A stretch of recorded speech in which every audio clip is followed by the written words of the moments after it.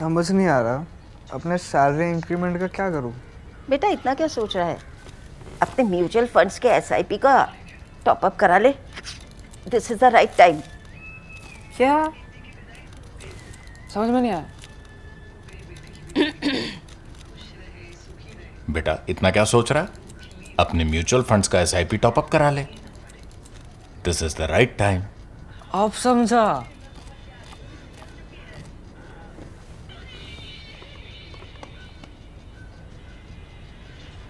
Mutual fund investments are subject to market risks.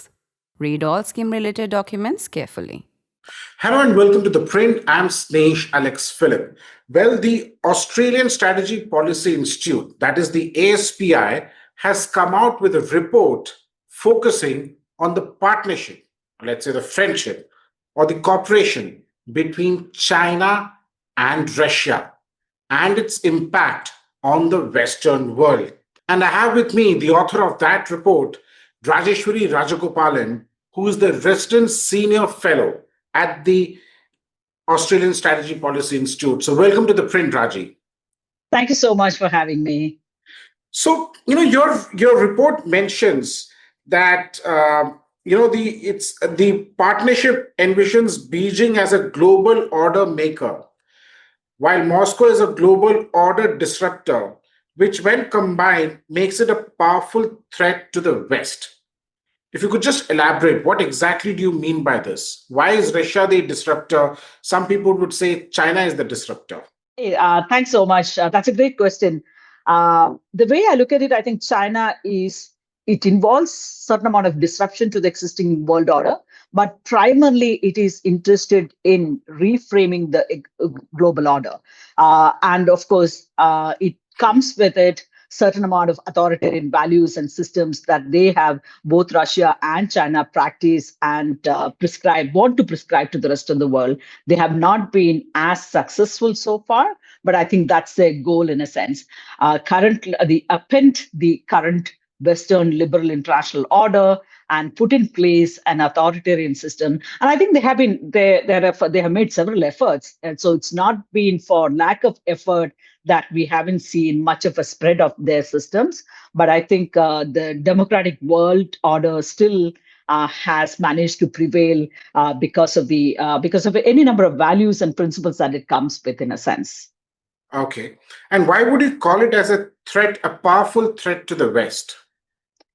The two combined have been able to, and I think to me, I think their security cooperation has been the most decisive in a sense. Both countries have been enabling each other. And to me, in particular, the manner in which Russia-China relations have gone through several ups and downs from the 1950s, 60s, and 70s. But in the last 10 years, they have been cooperating on the defense side, defense trade for a long time. But in the last 10, 20, 15 years, they have made important strides. One, in terms of building up the Chinese military capabilities, where China was mostly buying certain platforms, weapon systems platforms as a whole, and China was reverse engineering mostly. But that has given way to now China trying to import more of advanced platforms, aero engines, rather than focusing on just the whole system as a whole, in a sense, because they have reached a point where, and I think the Chinese have been quite unhappy about a couple of different things. Earlier, I think the Russians were not willing to give them, because the Chinese would buy a handful of platforms and reverse engineer and then compete with the Russians in third markets and so on and so forth. So that was a major sort of a dissatisfaction from the Russian side. A second aspect is how China looked at Russia supplying India with the best of the technology, even engaged in certain amount of transfer of technology, but that was not happening vis-a-vis China. But I think from 2014, from the Crimea invasion, I think the dynamics has changed.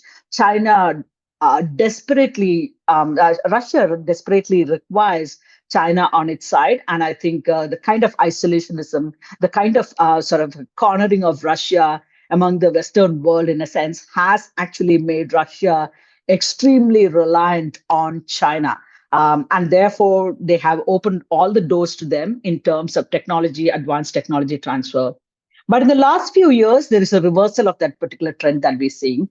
Today, the Chinese are actually supplying Russia with advanced technologies, dual-use technologies that are actually going into whether it is camera or electrical components, things that are going into the drones, for instance. The drones that actually they have bought from the Shahid drones that they have bought from Iran, and they are actually improving upon them. So an upgraded drones have actually components coming from China today.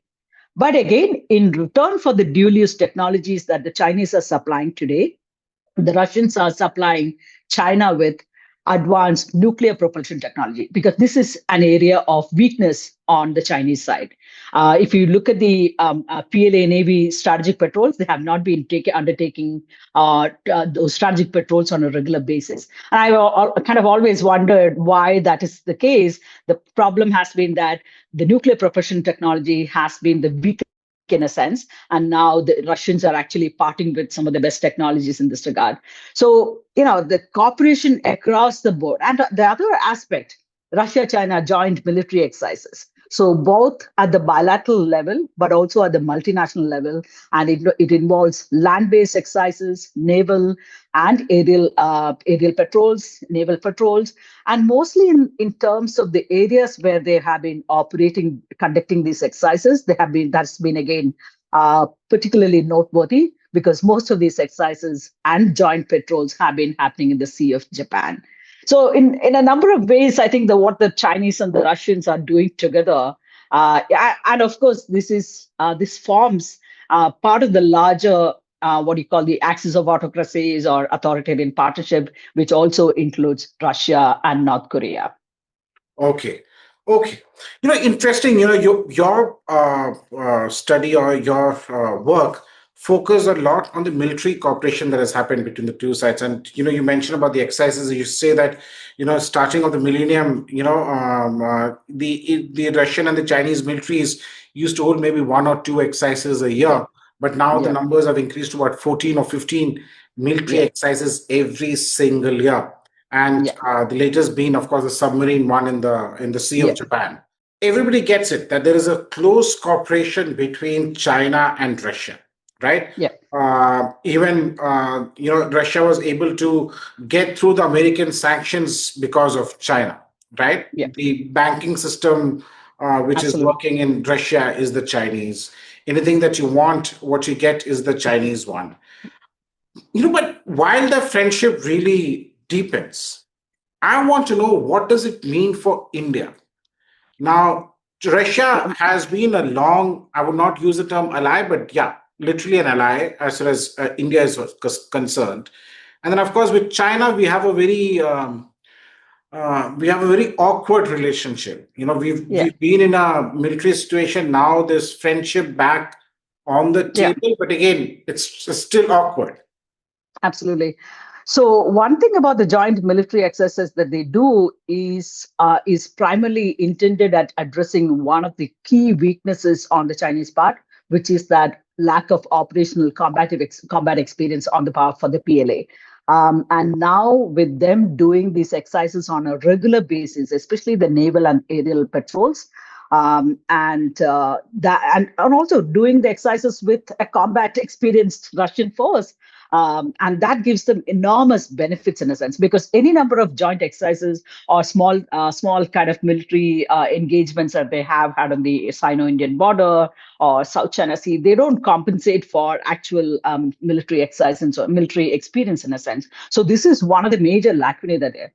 Coming to your larger question about the how do we look at this from from an Indian perspective, that's absolutely very, very valid. We need to be looking at this relationship very seriously and what it means for India.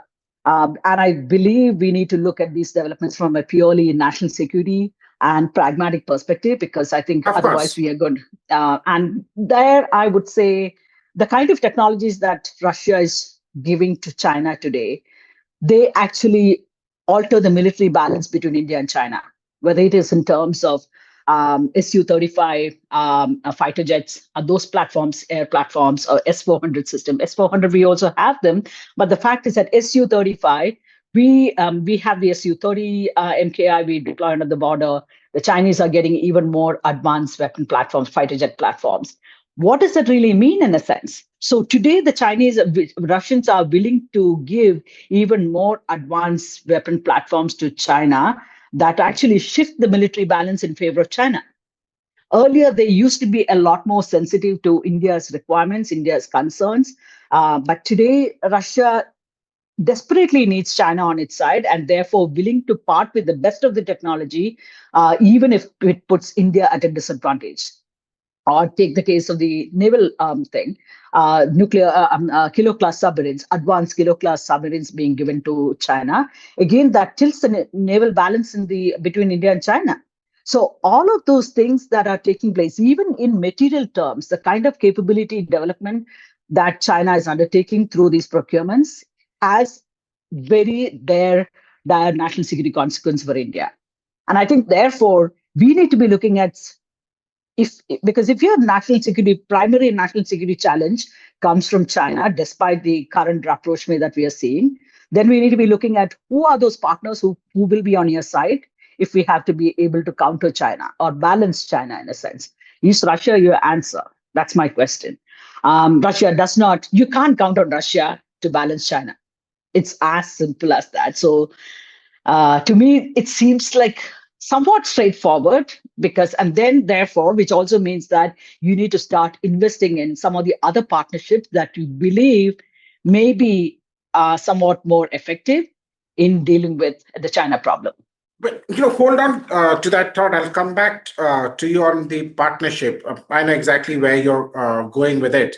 But when it comes to the defense cooperation, are you trying to say that, of course, the Russians would always turn back and say, "Boss, Su-35, we've given it to the Chinese, but we're offering you the Su-57, which is the Russian way of the fifth generation fighter." The Chinese would look at you and say, "Boss, we are not interested in buying Russian equipment. We are now forget the fifth generation, which they already have. We are now making the sixth generation fighters." Exactly. So the Chinese have got the latest two next generation fighter jets. And here we are still talking about Su-57. This has been something that we have done in the past with the Russians. We tried to make cooperation on this particular aspect. We even signed a deal. We wasted a lot of money and nothing came of it. At least, even if you do not want to if you can move away from Russia, because Russians are not going to be a reliable partner. We have seen the delays, especially on account of the Russian invasion of Ukraine. We have seen the kind of delays that the Air Force has been faced with, or the other armed forces, other two services have been faced with. So they are not going to be, even if we sign an agreement, which are all, to me, it seems like a political agreement rather than actually something that would actually transpire in a sense. Because I would say, okay, at least if we can move towards, even if you don't want to go to the US, which are the most expensive options, can you at least look at the Rafale, the French options? French have been equally a reliable partner, solid partner with you on all of India's critical strategic sectors, whether it is space, nuclear, and conventional defense. So can we at least look at the French as an option? And we have actually done some of them, including the Marine. Rafale French, Marine. And there's exactly. 114 more Rafales that would be ordered by end of this year or early next fiscal. But exactly. So I always say that France is the new Russia. Yeah. But then France has its limitations as far as the global order is concerned, right? Okay. Now you've mentioned that if you really want to counter China, then we should look at other countries. And correct me if I'm wrong, you were of course mentioning the US, because the US is the only country which can counter the Chinese influence. The French can't, the Germans can't, or even the Israelis can't. Yeah. So, but people would turn around and say, but US cannot be trusted. US is in partnership with Pakistan. Trump has levied tariffs. Of course, the tariffs have been cut short by the court there. But then US also cannot be trusted. And there would be multiple examples around the world which will show that, who trusted the US and eventually paid for it. So how do you argue against that? No, sure. Of course, especially in the last one year and a half, more than a year now, you have seen the Trump administration has made the U.S. extremely unreliable. There's so much of uncertainty. The U.S. has not packed up from the Indo-Pacific and gone, but the fact is that it has raised a lot of uncertainty. You're not sure about it. A certain amount of predictability that you want in every sort of a relationship that's kind of gone with the developments over the last 1 year. But in my conclusion, one of the paragraphs that I refer to is the material capacity, for instance. I look at the next one, two, three, four, even five Indo Pacific major powers, look at their economic capacity, economic power, or look at their military capabilities. It does not, even if you combine them, they don't match up to China. So without the US, your ability to counter or balance China is going to be extremely difficult. So again, my question is, okay, can we wait it out for the next 3.5 years and get to a phase of more stable conditions? That is number one. Second, how do you incentivize the relationship with the US and make it incentivize things for the US to stay committed in the Indo-Pacific region as a committed power? How do we do that? Australia, for instance, I think one of the things that we managed to do, for instance, because Prime Minister Albanese, when he was going to, he had a meeting pretty late in the day, and I think there was a lot of wariness in terms of how that meeting was going to run into. But it was the right time. The Chinese had made a decision to cut off rare earth supply to the rest of the world. So here, Australia went with the solution, and he said, Albanese was able to make that offer to Trump and say, "Here, we offer you a solution." So it was something that we could offer, and therefore managed to salvage the relationship and strengthen the relationship in a sense. So similarly, we need to kind of see how and where we can place ourselves in such a way that the US needs us as much as we need the US in a sense. So how do we incentivize that partnership, and how do we make them a committed player in the Indo-Pacific? But you also need to look at the possibility of the US not being in a position to do as a sort of a whatever, either for lack of capacity or unwillingness. So both of those conditions you need to think about, and in which case you need to build your own kind of Asian security partnerships. And I think we have been doing this for now 10, 15 years now. We have been creating any number of minilaterals. There's an alphabetic soup of partnerships in the Indo-Pacific region, whether it is Australia, France, India, Australia, Japan, India. There are any number of combinations and permutations that countries have tried to work out. And minilateralism has also appealed to India as a good strategy to work with, because we are not cutting off the US, but at the same time, it does give us a lot more than just the US in a sense through these minilateral partnerships. So it is a combination of things that we need, because you need to strengthen your defense capabilities, but capability development is going to take time. It needs a lot of investment. And I think that's again one area where minilateral partnerships can actually work to benefit India in a sense. So you look at those capable partners, whether it is Japan, whether it is Australia, France, we all need next generation fighter jets. We all need advanced submarines and kind of things. So are there ways, even Korea, for instance, South Korea, again, has a huge submarine building capacity. So who are those partners who can help in a bilateral fashion, or even in a trilateral or other minilateral formats where we develop these capabilities? So capability development, as we go through that, we also need to kind of create better strategic space, enhance our own strategic space through these minilateral partnerships, diplomatic engagements in a sense.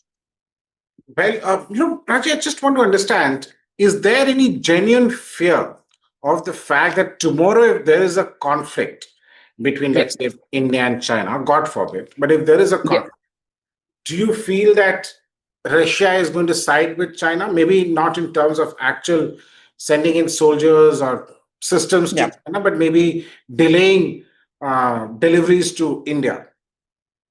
I would very much think so, because it may not, they don't need military forces on the ground, maybe. China wouldn't want possibly that, but they would do everything. And even in the last couple of conflicts, whether it is the Doklam, the Galwan conflict, you have seen the kind of more on a neutral kind of position that Russia has been taking in recent times. It is not the same Russia that we deal with even in the post-Cold War. Today's Russia is a very different one.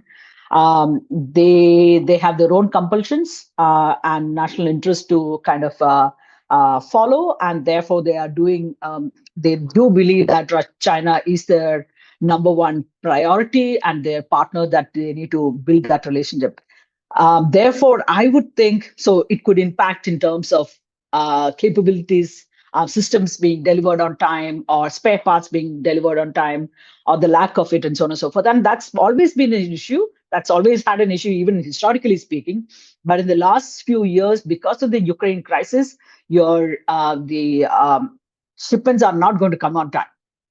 Because whatever they produce. But then so is the American shipments. Like, for example, the GE engines for the Tejas program, India has received only 5 engines and yet to receive the rest. And it's a huge delay there. So that is a different kind of an issue that we are trying to work out with, because there's a huge baggage of history where we were not the best of partners in a sense at various times. And there have been export controls in place. So we are trying to do something relatively new in a sense. So there is a lot of initial skepticism, wariness, and also the fact that we continue to work with Russians and continue to buy the Russian platforms and systems. That also creates certain lobbies within the US, somewhat more skeptical in this. And so we are trying to iron out some of these teething issues. Hopefully, we will get to a better place sooner than later. But, even if you don't want to buy things from the US at this point of time, you think that that's not something that is really working out at this point of time, go to the French. The French have been, like you said, France is the new Russia for us, most reliable partner, and so on and so forth. So go to the French, and they have their capacity issues. So is Russia. Russians, I don't know how long this Ukraine war is going to continue. And so long as that war continues, they are going to be, whatever they produce, it is going to their own. Exactly. So it's not going to come to us. And if anything, they manage to get out of Russia, it's going to go to China first, not to us.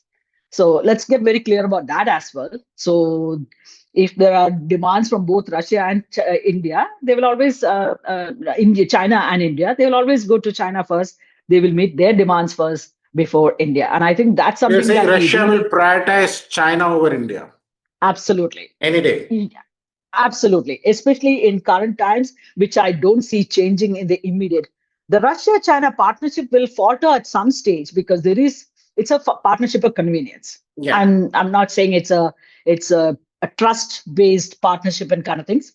There's no trust and kind of thing. There are serious issues. Historically, also, you have seen territorial issues and how the Russians have compromised essentially on a lot of the border and territorial issues because they don't even have enough manpower to man the borders. So the Russians have serious issues that they are fighting with, and therefore they have found a lot of solutions with China so that they don't have to confront that problem on a daily basis. Otherwise, Russian Far East and a lot of different issues for them to think about. But and that Russia-China partnership will falter only maybe. My sense is that maybe it'll last only 10 years and 15 years. But even within that time, I think that partnership can do a lot of damage, and we cannot rely on that partnership. We cannot rely on Russia when they continue to supply the best of technology to China, when they continue to kind of build up the military capabilities of China in a manner that is going to be adversely impacting India in a sense. Perfect. Thank you so much, Raji, for speaking to The Print. And viewers, to reach the Raji's full report, you can, of course, go to the Australian Strategy Policy Institute's website. At the same time, we'll also, in our description, we'll add a link to the story done by my colleague, Keshav Padmanabhan, who's done a detailed report on what Raji has written. But thank you so much, Raji, for speaking to The Print and our viewers. Thank you. Thank you so much for having me. Thanks. Thank you.